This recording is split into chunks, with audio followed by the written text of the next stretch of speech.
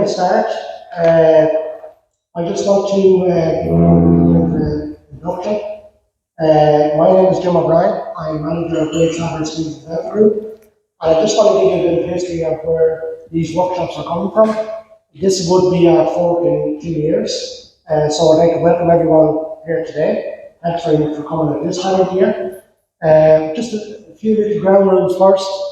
The green man that you see there with the arrow, just in case there's an emergency, they make their way over there, the little green man over there. People that have the phones, if they could either turn them off or put them on silent, I would really appreciate that. So where I'm coming from is that what we have is a very experienced county mental health steering group, and that will come from our mental health report that was done in 2019 in the Ireland. And what we have represented on that in the county is we have the primary healthcare program, we have Wicked Travellers Group, Great Travellers obviously, we have DESH within the Great Travellers as well. We also have Susie McCarthy, and she's there as well, and she's representing the National Travel Council Service. We also have Maeve Cahill, which is South Ireland. We also have Peter O'Reilly, which is the mental health designated in the county. So that in itself is a very strong and experienced group. So today what we're talking about, just wait till I clip over this page. Can people hear me without the microphone? Yeah. Is it better without the microphone? Yeah, that's good. Yeah, that's not bad. I'll give it to you, Fred. No, you can hold on to it. If it's better for you, it's surely better for me as well. So, today's topic is a very interesting one. Now, it's more broader that it happens in all families, but today we're talking about within the travel community is inter-family conflict. Right? Now, our agenda has slightly changed today. We were hoping to have William Lawrence to give a presentation, but unfortunately, personal reasons, we can't make it here today. But who we have is Frank, and Frank Kavanagh works with the Traveller Mediation Service, and he's just going to give a little bit of a sort of background about the mediation service, and also open up the topic to all of you later on this morning. So I'd be hoping some of you might be able to get involved with either questions or any of us that work within inter-family conflict. So is that the way to go forward? Mm-hmm. Yeah. And just let us know now, we have a light lunch later on. So I'll let you know when that's going to happen. So without further ado, I welcome Frank, and Frank is going to take it from here. Okay? Thanks very much, Jim. You need a microphone? Look, can you all hear me? Yeah. Yeah, that's all right. So I don't need a microphone, Jim. Thanks. Okay, that's right. Yeah, look, as Jim said, my name is Frank Kavanagh. I'm working with the Traveller Mediation Service since 2016. I suppose the main area of our work is traveller and traveller disputes. That's the main area of our work. But we also mediate with agencies and travellers and non-travellers. As long as there's travellers involved, we can work with them. The mediation service was set up in 2009. It was set up because of a feud going on in the Midlands. So they decided to start up the Traveller Mediation Service to try to work with both families, try to resolve that dispute. At the time, we were kind of stuck to the four counties. So we had Offaly, Laois, Longford and Westmeath. And that's the only counties we could work in. But myself and Chris McDonough realised fairly quick that it was needed broader rather than the four counties, so we had to broaden it out a bit. So it became a national service. For I suppose up until 2 weeks ago, 3 weeks ago, there was only the four of us. Myself, Chris McDonough, 2 full-time workers. Then you had Sharon, who was 4 days, and then Ellie 2 days. Now Verona came on board, and Leah Quinn. I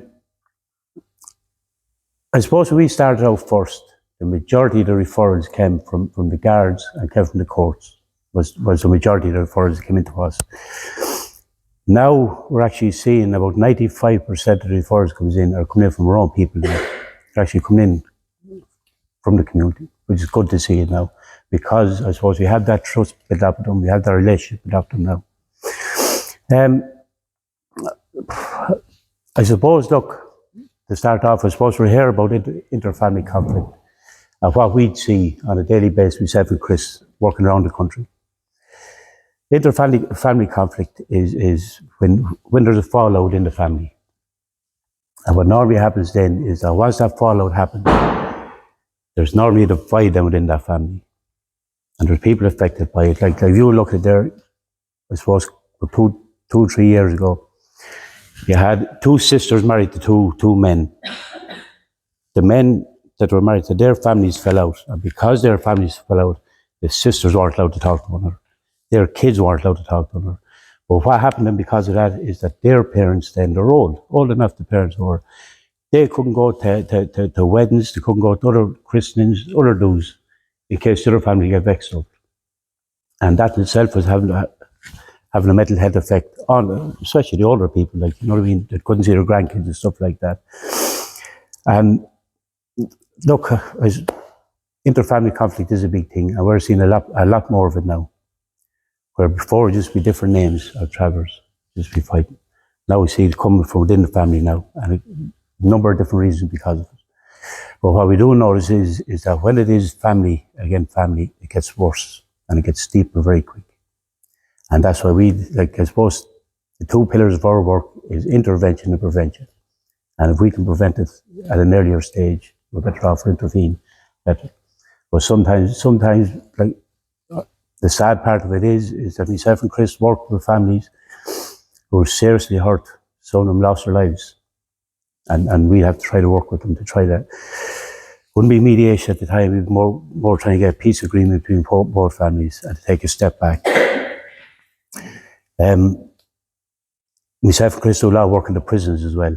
We're running 2 accredited mediation courses, one in Cork Prison, one in Portlaoise Prison at the minute, where we're training up prisoners to be qualified mediators.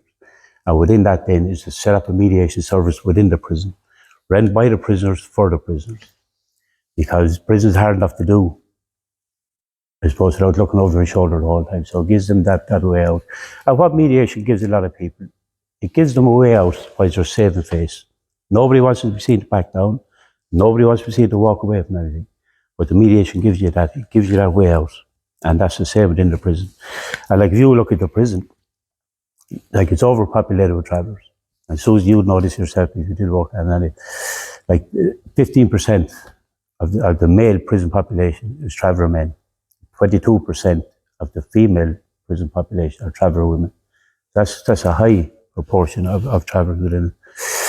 Look, I suppose I could sit here for the next 2 hours and talk and bore you all to death, but I'd rather if you have any questions or any suggestions or anything like that, leave the floor open to yourselves. Not all at once now.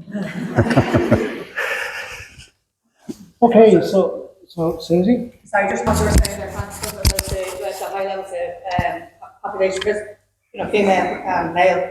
But the other thing to say on that is, like, research has shown that when travellers attend in court, they aren't being offered the alternatives like probation or alternatives to actually being incarcerated. So because in reality, he's a member of the separate community, if I'm in court for the same offence as a lady from the travel community, she's like something like 10 times more likely to actually receive a custodial sentence than I would be. There's all stereotypes from the judges, everything. So it's just back to what you were saying there about not wanting to step down. I suppose, how does it get to the stage? I know we've discussed it before, like, because I know William isn't here today, unfortunately. William wants to be here today, but unfortunately there's a family instance, he wasn't able to come.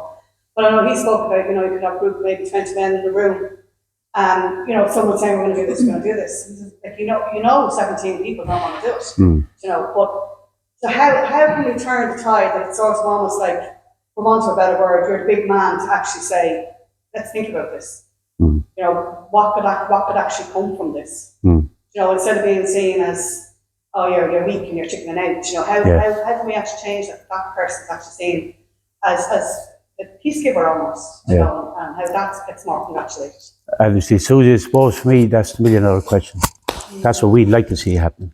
It's for people in the community that people knows and people respect to actually stand up and say, look, this is not the way to do it. There's always a better way.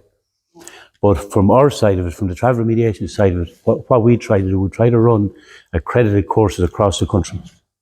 where we're training up mediators. A lot of them mightn't get work with us, but what it is that it's changing the mindset. Changing the mindset with it. Like we're running a program at the minute, as you know yourself, Susie, with young travellers.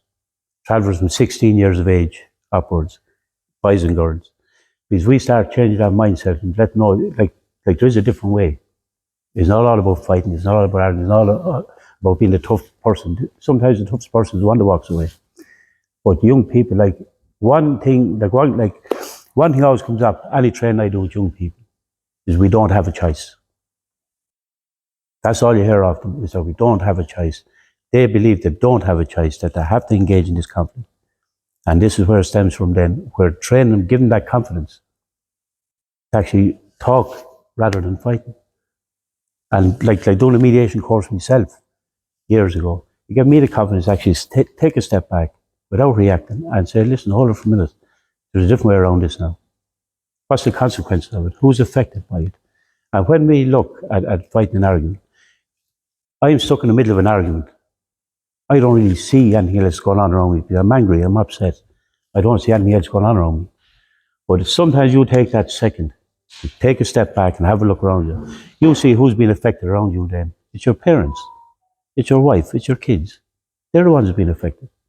Things change. Like when you're involved in conflict, things change dramatically. You would look at the isolation part of it. Nobody wants to come and see me now because I'm involved in a conflict. I could be dragging them into it if they're seen with me. So I become isolated. And through the isolations, we've seen this happen. Through isolation, people start using start using drugs as a coping mechanism. You just stay up all night and they're using this to cope. And before you know it, then it turns into an addiction. And that addiction then causes more conflict then within the family then because you're bringing shame on the family then.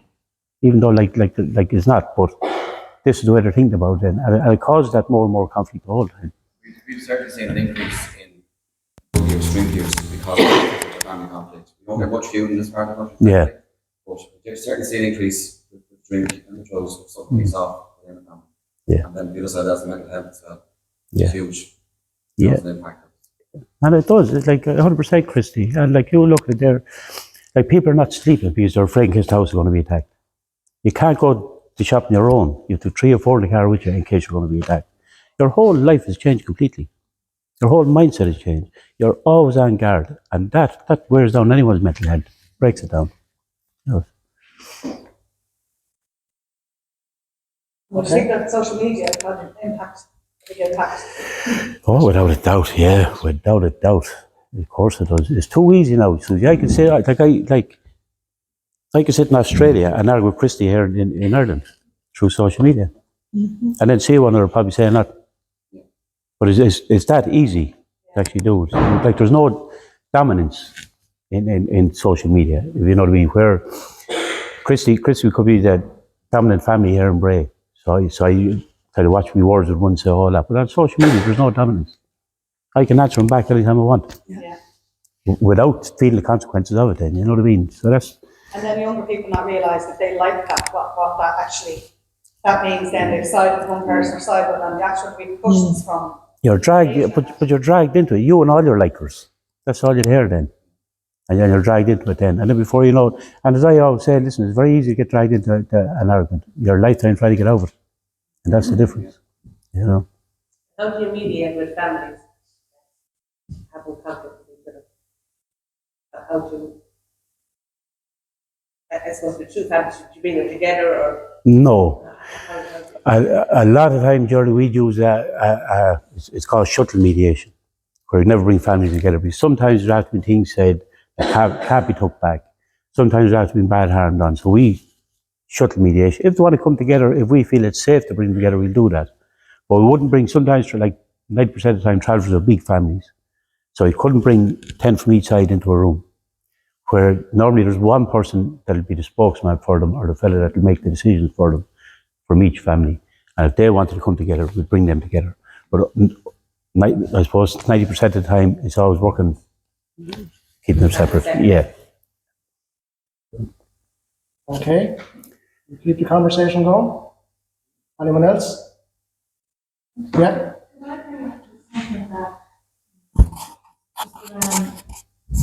What causes that? And I know in my experience where it's can be scandal. I don't really want, I have a fair idea, but I know it can cause huge conflict, there's shame from families, you know, affect marriage prospects.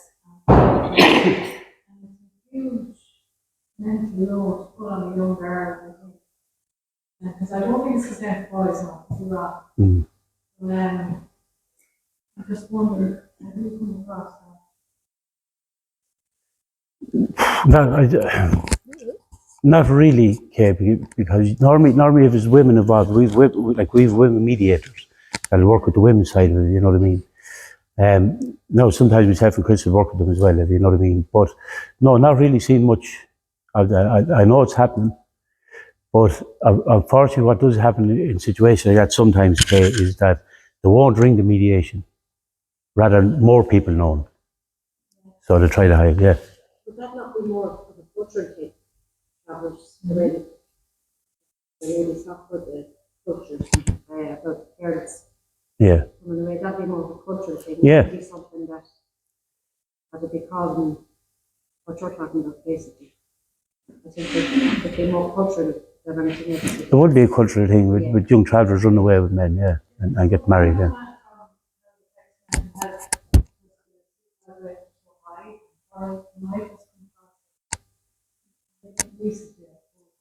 I work in the Midlands as well, and we learn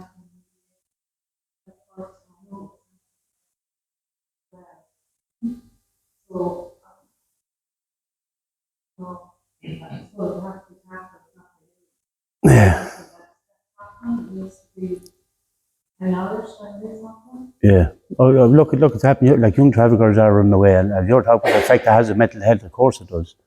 Because you have some families then like doesn't want the daughter back, so now she's on her own. She left on her own. Then some of them will take her back, and as you said, it could cause arguments within the family. Yeah, but it is more of a cultural thing. Yeah. Then you experience more when we're a small population in each county. So even without social media, anything that happens in Bray, You kind of know about it. Wexford will hear about it. Because if you look at Wexford, Wicklow, and a lot of Dublin, they're all interlinked by second name. So you're looking at Morehouse, Connors, O'Brien's, Berries, they're all interlinked. So when something happens negatively, I can only speak about my experience about bringing something way back 21, 22 years ago. And that was to admit to a problem that was there 20 years before that, and that was addiction. But you couldn't talk. You couldn't talk back in the day that travellers were associated with drugs because it was a shameful thing. But yet I persevered as a traveller because it was about the task force coming to Bray. It would have been the 13th or 14th throughout the country. And I really want Bray Travellers Community Development Group to be a part of that, to create funding. But yet the elders in the travel community, which were all related to me, were more or less saying to me, don't talk about something that's not a part of our culture. So it is a shameful thing for families. And even today, up and down the country, travellers are still caught in the past rather than moving into the future. So I mean, when you have a family that has one or two in the family that has addiction problems, they try to hide the shame. Because we opened up here in Main Street a satellite clinic, a harm reduction clinic for travellers unsettled. Nice. And I knew that travellers were bypassing Bray just to get to Parker Street in Dunleary that had an addiction problem. Because they were ashamed to come into the building because I was related to it. So what we built up over many years, it wasn't weeks or months, was trust. And all of a sudden now travellers are not ashamed to come because we want to connect them to the right services. But you're right what you're saying. I mean, it brings on thoughts of suicide. And I would say, because we have a high rate in such a small community nationally, in the travel community, I would say there's a lot that is caught up of hiding that shame and someone taking their own life on their name. And that's the truth of the matter in that.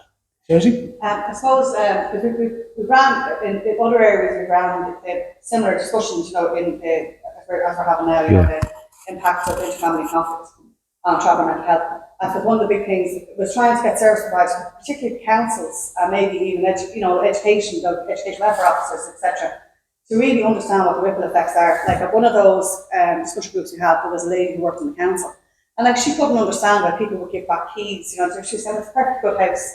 Certainly, surely they could sort stuff out, and they're giving back the key, and then they expect us to house them again. There was no understanding that they're giving back the keys because they're fearful for their own family. They're fearful for other families because maybe they have older sons who they feel might get involved, and so they're leaving for a very, very genuine reason. Yeah. But because they've handed back the keys, they've essentially made themselves homeless, and the council just don't have the understanding. You know, they're just saying like, and then again with the education system, trying to explain maybe to education welfare officers, well, there's conflict going on at the moment, and you know, people are worried about sending their children to school, you know, because the children might start, you know, they're just trying to keep everyone safe. They're just trying to have that little hope going on at the moment. They're trying to get service providers to be more understanding, so they're not putting more pressure on families when this is all happening. You know? And how do you think, Susie, we should do that? More discussions like this. Yeah. Yeah, and you're right. Like, and really, what it is that, you know, the threat is real. You know, and it's not even just one threat. It's a universal threat. You know, like the talks that we've had so far are all part of the problem in relation to, because where I would be coming from would be a trauma response. Right. So like we started off with the internalized oppression and shame, and then we did dual diagnosis, and then we did racism and discrimination, and now we're here with the interfamily conflict, and all of that has an impact on mental health. And in relation to, you know, it's people living on their nerves in stressful situations and not having any outlet for it. Yeah. So that's where we have the addiction coming in. We have and even the conflict is that everybody's living on their nerves. Yeah. And it's fight or flight. Yeah. You know, and I suppose as a nation, an Irish nation, we would have an insight into that. But that was coming from one kind of external source, whereas I would find that with the travelling community, it's coming from all angles. Yeah. You know, and not only is it coming from all angles, it's also coming from the internal structure as well. Right. So it's traveller on traveller, and then and that's only, and not dealing with the outside pressures, you know, and so it's horrific. And it is like myself and Chris have seen cases where families had to leave a hall inside because of conflicts going on. And when they presented themselves to the council, they were told, either go back in or we'll take you off the list because you're actually deeming yourself homeless now. So that's where, like, as I spoke at the very start, where the Travel Mediation Service will work with Traveller and Traveller, but we'd also work with the travellers and the agencies, with the councils, is trying to get this message across and saying that they're leaving for a reason. And like we have to say, look, like, they're definitely not going to go back in because of fear. So where do they go? Yeah. They go back in, something happens. If they leave, they're deemed homeless. They're going to be moved from one camp to the next camp, on and on the whole time. And that in itself, they know where to go then. And that's it. Being rent every day of the week. And we try to explain this to the councils. But you're right, Susie. Like if you take it all into context, like there's a number of different reasons. And it's not just, people look from the outside in and say, travellers, why do they kill one another like that? Or why do they hate one another? Why are they fighting the whole time? But actually looking at the cause of it. Exactly. If we keep putting out fires without knowing the cause of them fires, well, then we're only chasing our tails, really, to be honest. It's like, unless we have these agencies sitting at the table that can make the decisions, that's the way I can see moving forward. And the height of the conflict is that, I mean, I know myself from just being, you know, having concerns with family members, that those people that did leave, and now they're living in hot sites that they can't, where they don't want to be, they're living away from where they want to be. So that extends it even more because they're blaming, I wouldn't be here if it wasn't for that. You know, so it just really deepens it even more, you know, trying to actually come back from that, and reconciliation is becoming harder and harder. It is, yeah. And also, like, recognising that, oh, why do they do that? Yeah. When in recognising that's it's something that's happening as a result of decisions that we made is out of their control. Well, that's it. Like, whereas if like I was saying, that, especially with organisations or services or, any kind of government institution that's dealing with people, recognising that it's not as simple as stopping conflict. No. what it is that like we don't know what it's like to walk into a government building or any kind of service with the belief that at some stage you're going to get either dismissed or something's going to happen or someone's going to say something, or and living like that all the time,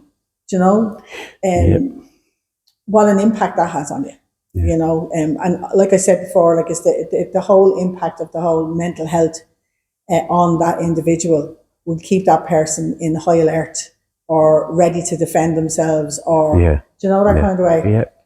So it's a vicious circle. It is. Yeah. Is there more people that might want to come in or even ask a question? Just following on from what Susie said there about the next maybe accommodation or education and all, and did you find that it would affect maybe access to service if people aren't home to service or someone depending on their conflict with won't go to that service? And really see there was a day where the travel man was looking for access to the place. Someone outside this area because we were traveling to them. I'm thinking this was the reason. I still haven't found out if even though he was employed. So does that have an impact? Yeah, 100%. Like we'd often see, Offaly Travel Movement have a counselling service in place, and they found it worked better when they actually moved it to the library, the local library. Anyone could access it then. You know what I mean? Where you're seeing going into the OTM, you're going there for a reason. Where now it's in the library, and it actually works 10 times better because people are going in for different reasons. And a lot of travellers use the library for printing off stuff, or you know what I mean, for it. So I find that even ourselves, like myself and Chris are two travellers, and like we often like talking to people on the phone, like living in a site, and say, "No, Frank, we'll meet you in such a garage. I don't want anyone seeing you here." You know what I mean? That's you know what I mean. That's. Even services as well, like social welfare, people signing on, or people sending clinics, so they don't bump with each other. We've had experience where you have to try and change times. Or if it's something on the graveyard, or you go at a different time, you don't bump with the same family. So in the graveyard. So things like that, people need to ask them. It's that, and it's even. I noticed I never tried to know everything was really difficult. So you've got someone coming in, trying to engage, maybe of a crisis, and it might have even talk or even trying to have even there. Space they're in, and it's I don't know, it's going some discussion, and the pattern that we've had is one way of addressing it, and it's great to see so many services from those value of the projects, the knowledge the projects have on situations. We have worked on that. Help bring all that together when someone's presenting. I don't know what the right solution is. No. And again, look, that's why these conversations are happening. You know what I mean? So, like, because of these conversations, is where we'll start thinking then. And we have to work together. Like if we really want change here, we have to really work together in it. And that's it. Now, I don't think there's any single agency or project that has the answers to everything. No. I think it has to be a multi-agency approach. And that's the new way moving forward. I think that's across the board, But it's a change it's something massive out there, and we still see it, sadly, in 2023 modern times. Perception and attitude. Again, it goes back to being a small community in the island of Ireland, the travel community. We're targeted to one brush far quicker than any other group out there. And I take a stand on any traveller, male or female, in this room, agree with what I say. There's no one perfect. We're not saying for 1 second that every member of the other 40,000, roughly, of what the population, everyone is perfect. There's good and bad in everyone.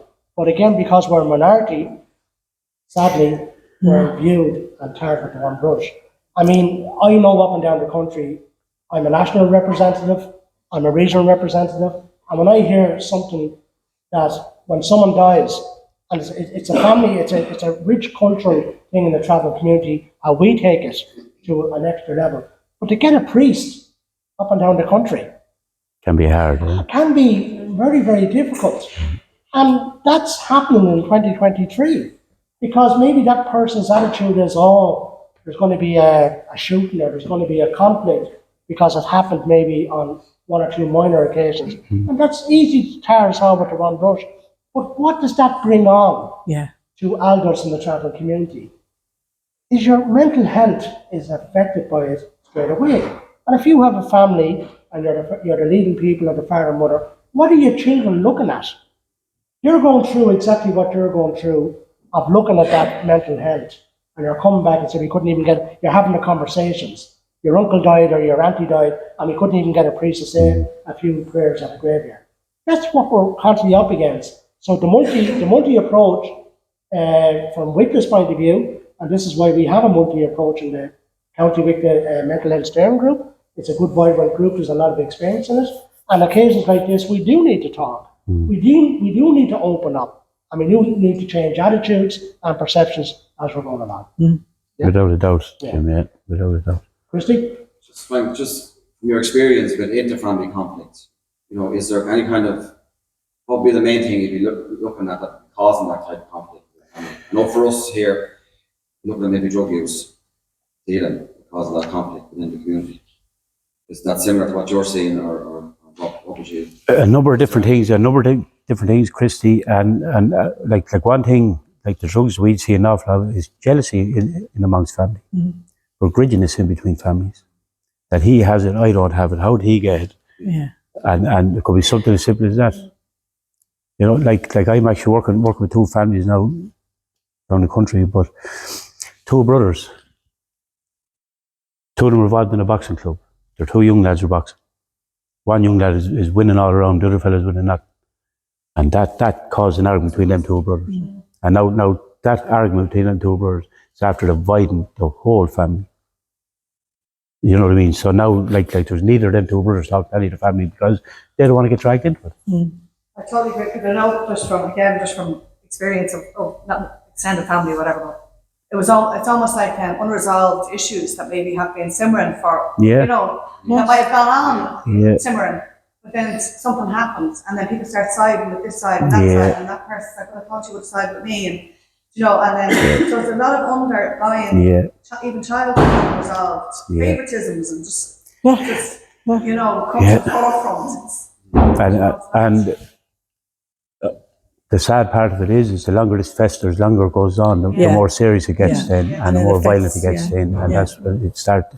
Like as I said, a tit for tat doesn't work. No. It never ends well. I think one of the biggest things is trying to, and I know you do this, but trying to get people to recognise when something has happened, that if we don't nip this in the bud now, like this has the potential to actually turn into something that's unmanageable. And giving people those sort of skills, to say, okay, well maybe it's just a little bit of a fight, but I can actually see where this would go. So what happens, I think, is people don't know how to deal with their emotions and regulate themselves. So when something kicks off, it really kicks off. It goes from that to 100 seconds. Before you know it, it's really bad, it's really physical. And that's something with travellers. It goes from 0 to 100 very quick, but it also goes from 100 to 0 very quick. So it can stop as quick as it starts sometimes, you know what I mean, if the right people are there. And sometimes, like what I seen years ago, even growing up, I was 31 years of age when my father died. I was married with children. And when my father told me to sit down and shut your mouth, I'd respect him, I'd sit down and shut my mouth. I see a lot of that dying out now with travel. Where the older people don't have that say or influence like they used to have years ago. And I think that's a big important role in it too. That's mostly since travel were taken off the roads and put into houses. In 2000, that new law came out and travel tax took off the roads and get houses. But why most of the time the travellers were on the roads, so they could have their older people with them. And advice from them kept things right at all times. Now, 100%. Older people used to be able to even advice to people that would be having the fight worse. That's how common it was. But when they took that community and separated everyone, put them all around various in houses, there was nowhere for the older people to go. They couldn't bring them into the houses with them because they were independent. And they just missed, that's gone. That's gone, And like I remember chatting one, like an old man now, but in his 70s, like, wouldn't be old, but the travellers is old, unfortunately it is, you know what I mean? But I remember talking to him one day and he was nearly crying. He said, I'm like as if I'm doing jail. He said like that. Like if you look at the trespass law, like when that trespass law come in with travellers, if me and Jim were having a fight, I couldn't move away now, there's nowhere to go. Because if I leave that site, as I said earlier on, I'm deemed as homeless then. So I'm off the list because I left accommodation. So now I can't move. So now I have to stay there. So the older ways of dealing with Yeah, is gone. yeah. So it's the cultural Without any consultation with travellers. Probably living that far away, by the time you get to them, you're not getting the help that you need at the time. The advice to give to the younger people is basically gone. And there's, in a way, that because of that, they're not anymore, the older people. Some of them are very still in with it, but it's very few. And once that, they haven't been brought up with the respect that they would have had around the roads with their grandmother and grandfather telling them what to do every day. And they have to light the fire or do this and respect them. That's all kind of, because they were taken away from that, you know. No, you're right, yeah. Someone over here wants? No? Okay. It's not Susie looking over No, there. I know I'm doing a lot of talking, and you mightn't agree with this. I don't know, but just. No, Susie, I agree with you talking. Keep going. Yeah. It's just something Give me a break. over the years. Give me a break. Just with a few of the sites, whatever would have been involved, when the patriarchal figure becomes unwell, you know, so you might have had patriarchal figure, which means one of the older men, and I've sort of maybe kept it, but you know, I could be completely wrong, but I've just witnessed in a few different sites that when he has become unwell, there seems to almost be a bit of a tussle for Can be, yeah. who's going to take on that position. Yeah, who has to say, and yeah. Oh no, it can be, yeah. And again, it depends on the families, it depends on the sites. But yeah, like you see a lot of that sometimes, and everyone wants to be the fella everyone wants to talk to then, yeah. And in order for people are afraid of letting their name down as well. Yeah. A lot of it is, yeah. If he said that or she says that, and I don't do something, or I don't say something, people are going to think I'm afraid. Yeah. That starts that. It's that. That kind of starts sometimes. It does. It starts a lot with Jolene, but you see what happens as well over your name is that if someone makes a call-out video for me, and I say, let him, fuck him, I say what he wants. But then my brother step in and he'll say, everyone thinks you're afraid of him now, so I make the video back, and he makes a video. One of his brothers makes a video back, and that's how it just escalates. Just like that. Just on that, man, the whole social media piece, is there any kind of inroad with them around what's happening with stuff online, YouTube or Facebook, or trying to take down some of that stuff or not? There was, a guard was telling me one day that now I don't know if it's a new law, but there's actually a law there now that if I threaten your place, once you go to the guards about that, well then I can be actually done for threatening to break your windows, even though I didn't break them, but I can still be charged for breaking the windows. Now whether they're going to enforce that or whether that works, I don't know, to be honest, because it can be used out of context too, but. I think that, I know it's only the larger. Yeah. Yeah. That's how people say it because it's on social media. Yeah. Yeah. And this is what people say. Yeah. Most of the time people doing that. Yeah, sometimes I actually look on these sometimes Yeah. So I think that should be really. It definitely should be looked at, without a doubt. Without a yeah. And again, that conversation needs to be had. You know what I mean? It definitely needs to be. From our side, from Travis' side, looking at that, we find that very embarrassing. Yeah. Like, what if a second person that had never seen, he's spoke to a traveller, has a look at this. Yeah. We're going to say these Yeah. people are savage. Yeah. You don't see the other side, the other people. Or don't see the cause of it. And what Kathleen was saying, I can understand, it's embarrassing for Yeah. travellers that don't do that. Yeah. But But like- it's also the media. Sorry, like I know, like for a back to like my own brother-in-law, a good long time back, shot, and it's a good long time back. But in the paper, I had like he's 5 and he's well and everything else. But in the paper, they had a still of a fight. He wasn't either of the men in that fight. Yeah. But it was quite a violent fight. Now, and it didn't say underneath like blah blah blah who was in this picture. But anyone looking at that would instantly assume he was one of those two people. Therefore, he deserves it. Yeah. But it wasn't him. Like. Yeah, but like I suppose, like we're after mentioning a few times social media, but no one even mentioned the red top papers. Yeah, it was red tops. Yeah. Like, and I give you a perfect example here. Back in 2019, I think it was 120 travel men took part in an event in Kildare. It was called Run Amok. It was an obstacle course. My brother Christopher was at. 120 travelmen took part in that. And that video was put up on Pavy Pint's website. And it was up there for 2 weeks, and he got 40 views, I think, in 2 weeks. Pa Riley, a friend of mine at the time, he actually took it down and he changed the heading. All he did was change the heading. He said, 120 travellers run amok in County Kildare, and boom, overnight. Yeah. There was thousands of views on it. Because that's what they want to see. Sorry for that. Sorry, Christopher. I'm doing the same job as people in the West, and those videos that come around do cultural awareness training, where we're talking about the oldest community in Ireland, and all the lovely traits of that, and then your video of someone out, or I know there was a video around at a wedding. Some of my colleagues showed it to me. It's so hard because you know that it's only small.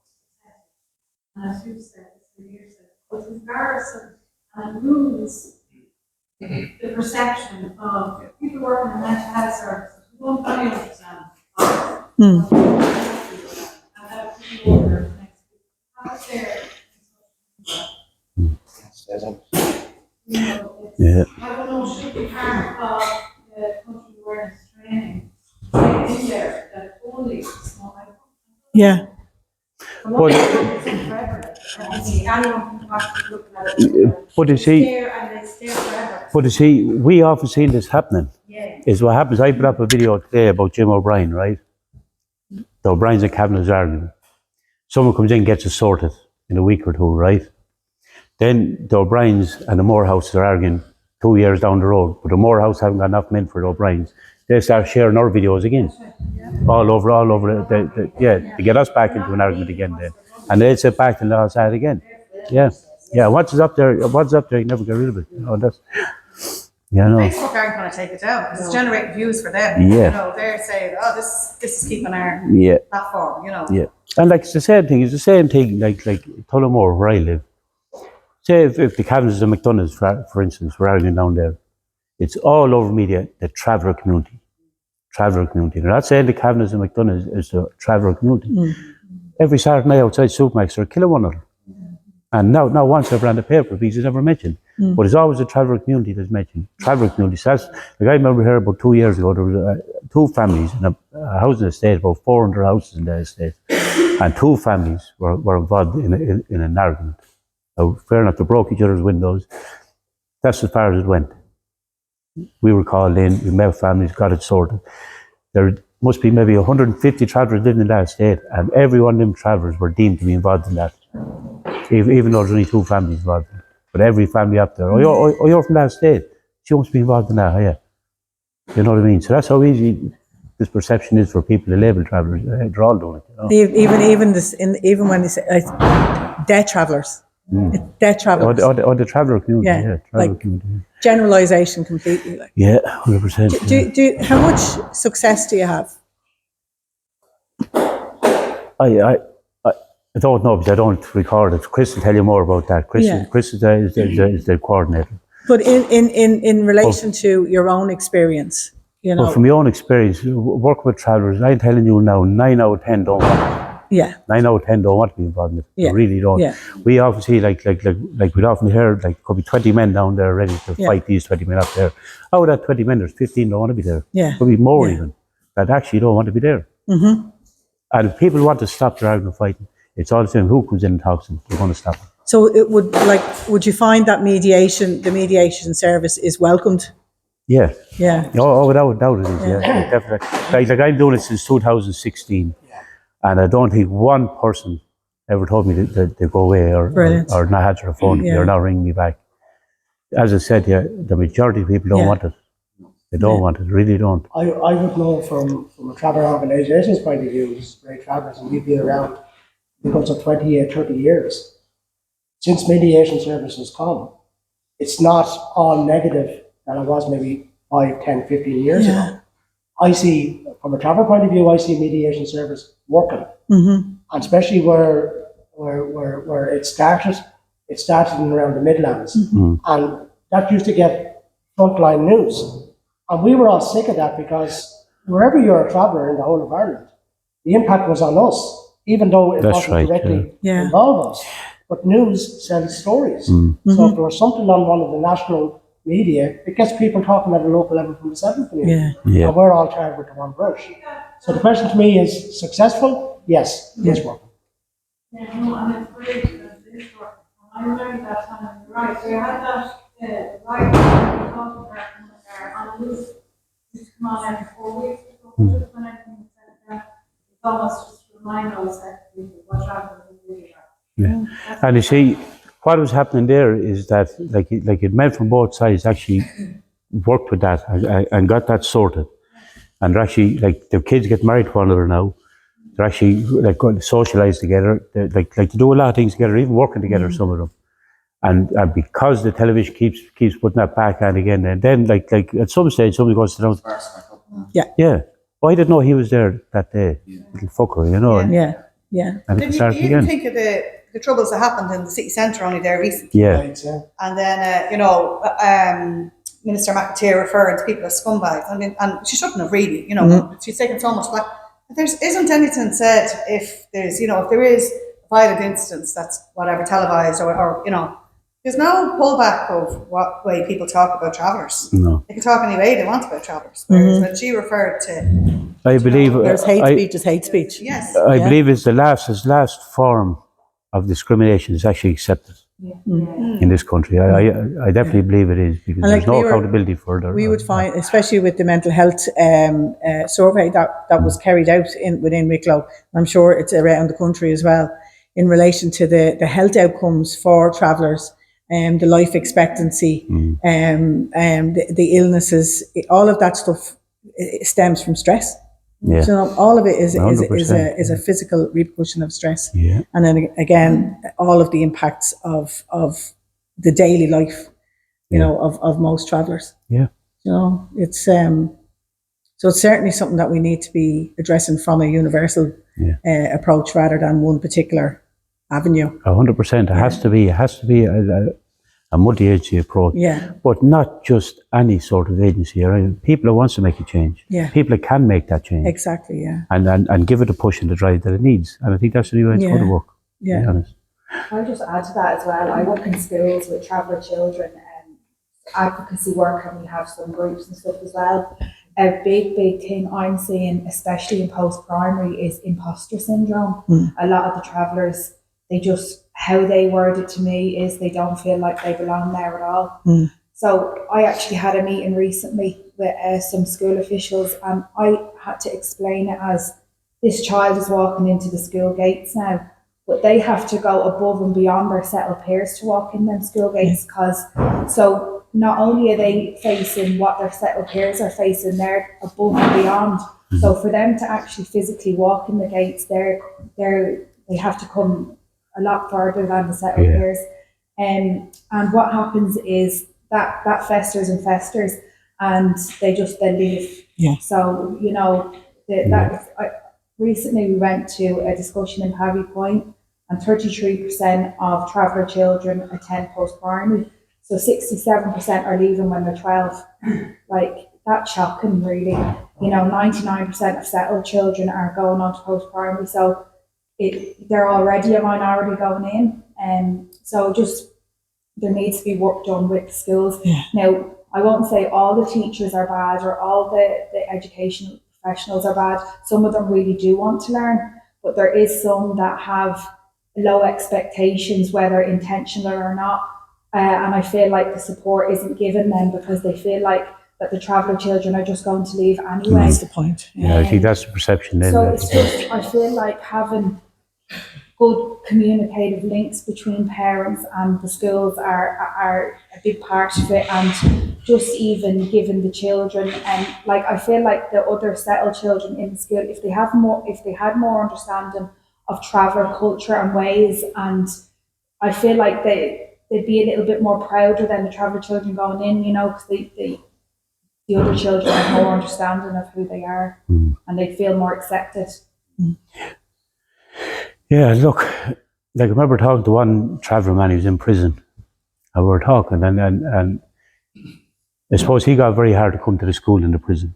Now he's a man, but anyway, he got it very hard, and no, he came up to talk to me, Chris, one day, and he was just telling us, he said, even if they had traveller books in the library in the school, that makes that difference for me, says he, that there's our culture being spoken about in the prison. Even as much, he said, as little as one or two books with traveller culture or history or something about travellers in it, that, he said, that in itself makes a huge difference. And we actually have got some lovely books now that we've introduced into primary schools. And it's written by the travellers has authored them. And there's lovely ones that we read, you know, there's one about swallows and how it relates to nomadism. And myself and Helen, we worked in a lot of the local schools doing culture talks, and it explained nomadism, but for very small children. And that correlated, and they understood then what it meant to be a traveller. And then there were traveller children there listening as well. And we actually had one little boy that said, I am a traveller, and you know, that, and his other, they listened. But even going down to preschool, like you can have, when you've got professions or whatever on the wall, you could have like, or different accommodation, you could have a trailer, or you could have, you know, instead of just having houses. Or if you have a book, you might have a black person or a Chinese person have a traveller, you know? And so, you know, it can be an inter-agency thing, I should say. Yeah, good. Sorry, do you want to? Out of curiosity, do you bring religion into the Oh, you have to please God help me out in this one. No, not really, because it's conflict. You know what I mean? So. Sorry, could you ask the question again? Could you just ask it. Would you bring religion into it?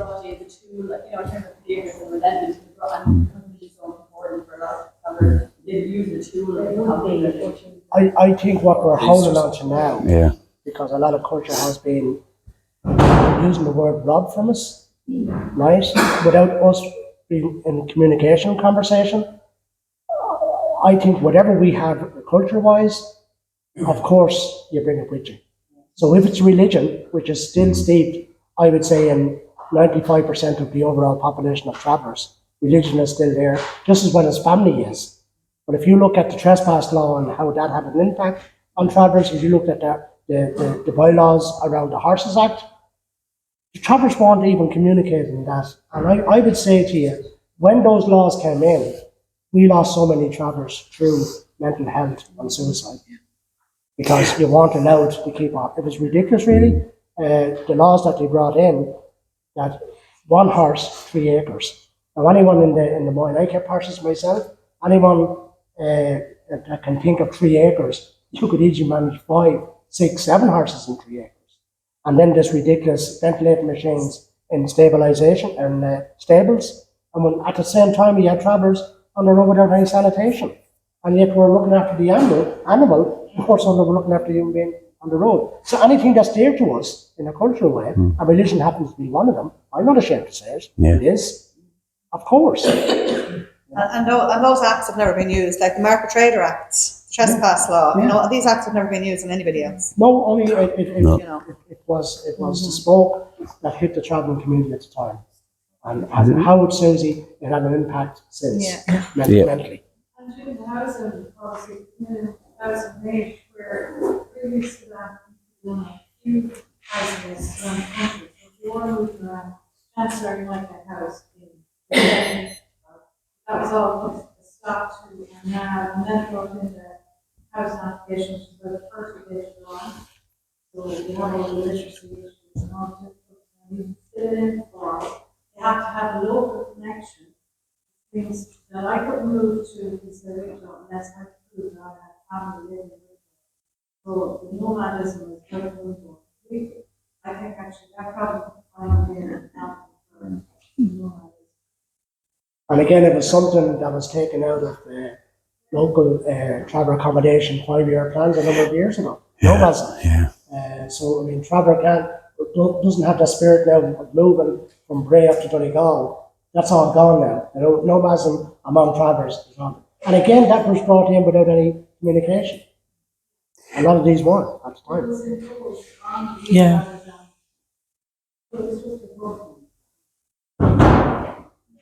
Is there someone else over there?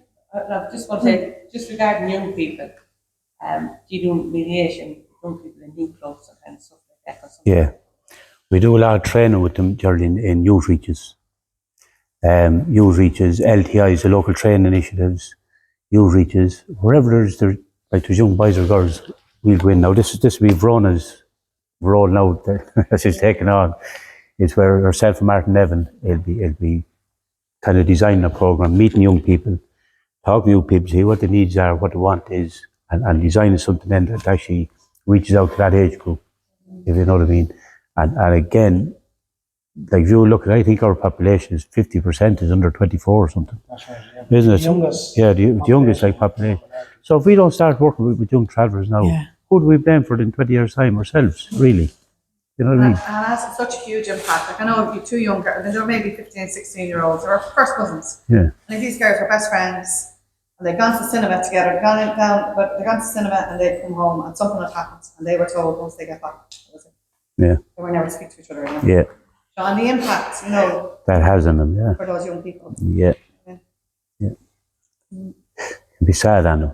And I suppose it's that feeling as well, like, you know, I mean, when that's constant, when that constant, like, it's impossible not to internalize it as there's something wrong with me, you know? And then like Christina said, then going into situations where you're the minority, you know what I mean? You're already going in on the back foot thinking there's something wrong with me. Yeah. And you're waiting for something to happen or waiting for something to confirm that to you. Yeah. That is so impactful. Like, it's horrific. I was in the Navy for 18 years and I brought my family up over there and they were in a mixed school and they were never classed as travellers. Yeah. They were just classed as Irish children. And I went back to Ireland after 18 years and one of my children came home from school one day and asked me what was a knacker. And I said, no, I'd had been through it myself in school here when I was young myself, but I'd never heard the word until I came home. I was so disappointed. Waited, yeah. So what I done was, I asked to speak to the principal. The principal was having a day for cultural days, and I asked her if I could bring my culture into the day. Yeah. Because it was mostly all different cultures, but it was never travellers culture brought into the schools. So I held a day and we told stories, and we brought in puppets and all the things that travellers make, and the children were fascinated. So I then invited them to the building where we work, and I could have a look around because I couldn't believe the questions they were asking. Like, do you wear the boots up there? Do you wear long skirts? And you have to still wear the scarves? And the questions they were asking, like, it wasn't coming from them. So I said, look, I said to the teacher, would you like to bring the children over one of the days and we do a group and walk around the building and let them see the work that the women do, and all the shuttling knit and everything like that, and art, and the children were fascinated. But from a couple of days after that, my girls came home from school and said, I have so many friends now, Mum. Yeah. Yeah. You know, and they all understand me now, and they want to know more about the culture. Where another person probably not going to be, the person is a bit more hot tempered about going over to school, like, and giving out, and that wasn't the way it goes. Yeah. Well done. I found it worked, and it worked a lot because these trips went on for something like 4 or 5 years with the children as they grown up. Right. And it made a difference to open children's eyes to see that it wasn't all what was getting said to be. Yeah. But I found it fascinating that they done so well afterwards. Yeah. You know? And I think more of it should be done Yeah. like that. Yeah, no doubt. Yeah. Like that's the onus is on her to go and do that in the schools. Like us, we're a small community group. That should be the Department of Education, and it should be a part of the curriculum. You know? Yeah. Because the impact that would have on then travellers coming up through the education system would be, you know, it'd be. I thought that was added to the curriculum, was it? Would change their lives. It was not added to the curriculum that time. No, not yet.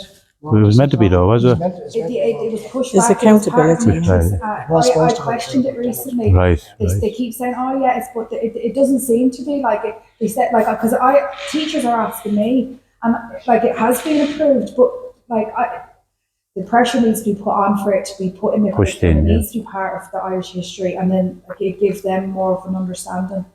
It gives the travel community their day. Of course, it would. When you have the Polish community, you have the Chinese community, they have an international day in each of the They do, schools. yeah. That gives recognition to their culture. We were always included afterwards. We were invited to bring that culture over every time that was on once a year. It was grand, because we didn't have to ask again, and it was really, done really well. We were Completely down there, but that can't happen everywhere. No, it doesn't.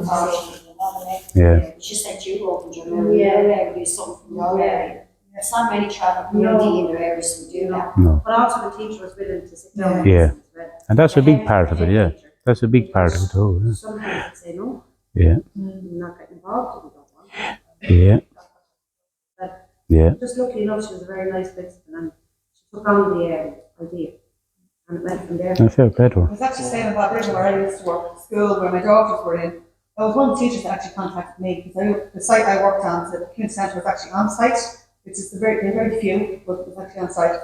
One teacher's contact. So for about 5 or 6 years, they were all my girls were still in the school, and during cultural months, they'd come up.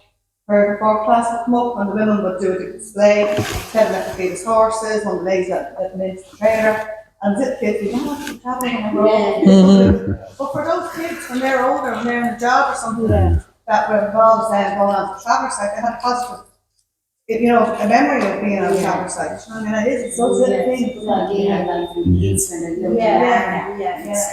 But there is starting to be some positives every year in relation to travellers. Like we have traveller pride events now every 2 years, where travellers are given the recognition, and that's good press. It's good coverage. Local organisations are involved in diversity, where they're invited into schools, they're invited into other services, and once they give a profile of identity where the travellers come from, it turns positive. I mean, we're involved now in a cultural day, which is earmarked every first week, second week in January. It's an international culture day, but we've been invited now to do a traveller sort of presentation, and the outcome of that is always positive.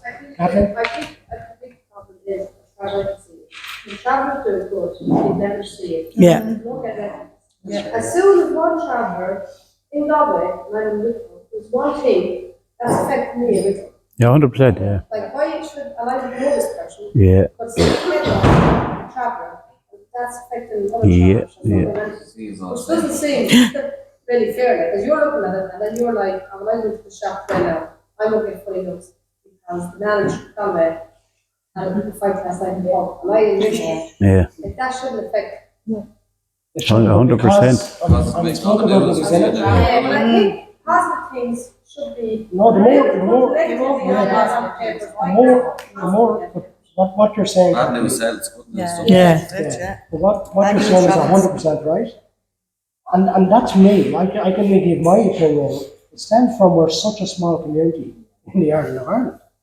Again, we're not whatever 6% of the overall population in terms of a population. Just up over 40,000. Yeah, but Jim also as well, 80% of the public said they wouldn't employ travelers, right? Yeah. But then for the first, like that also, people put travelers on social welfare. You can't get employed, but hence responsibility. Like you may live your life to live like.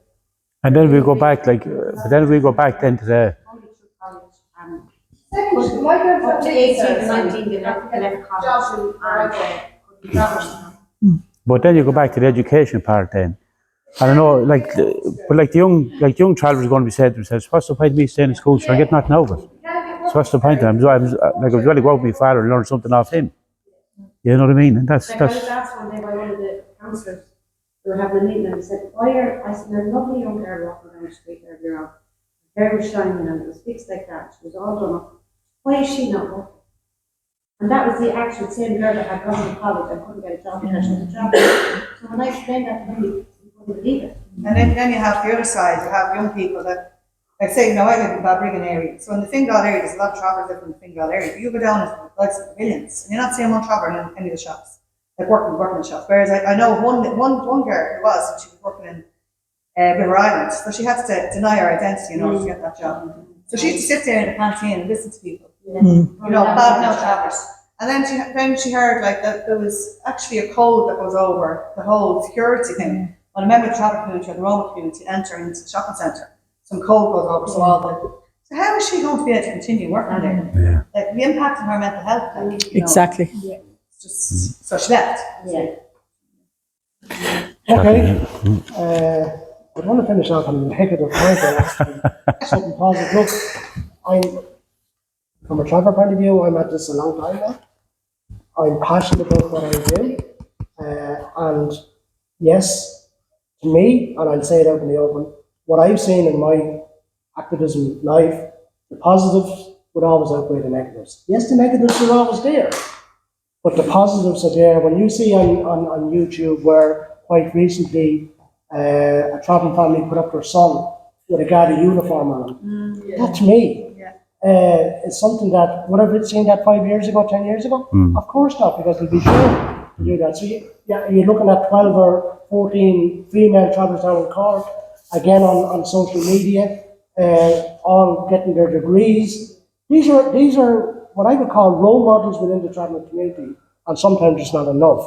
If you look at, without a mediation service, would there still be a conflict in the Midlands and where it all really stemmed from, on social media, on YouTube?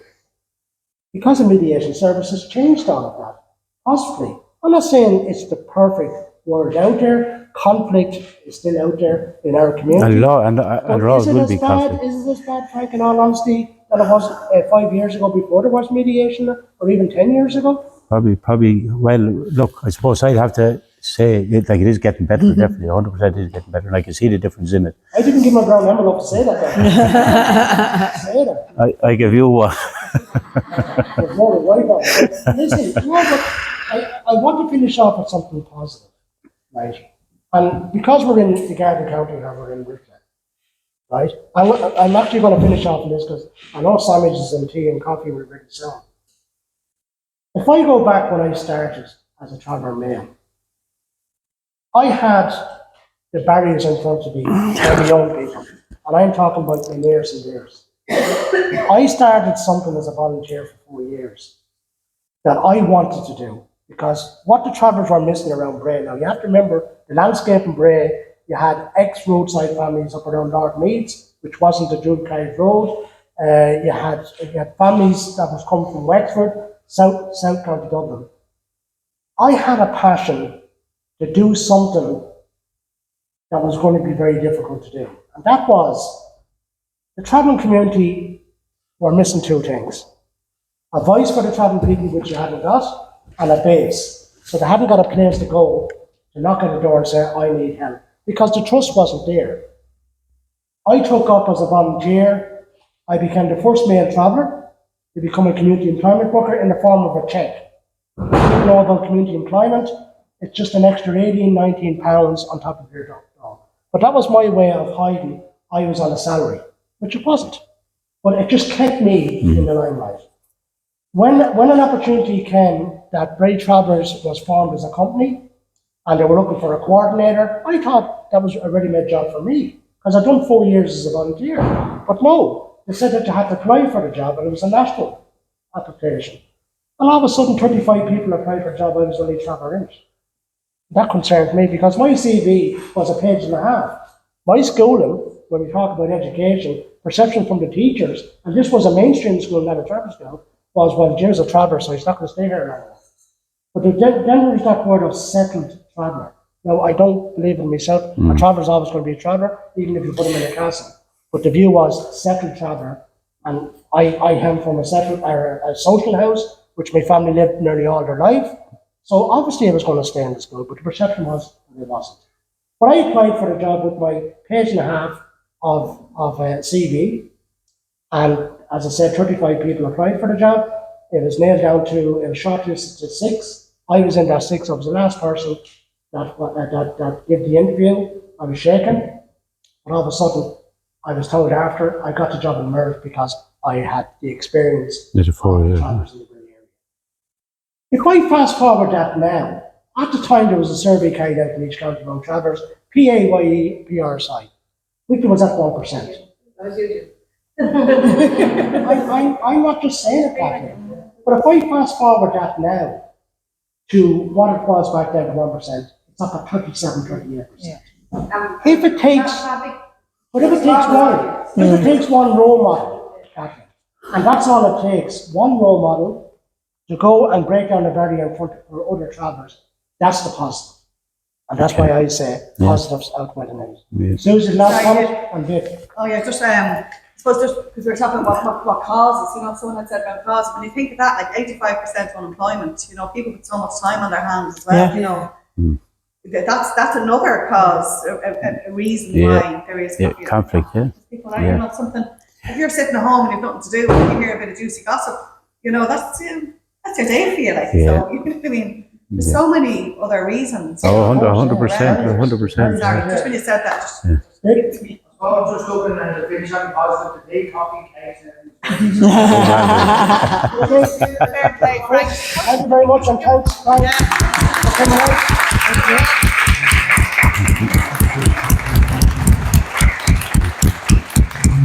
I'll get those sandwiches on here.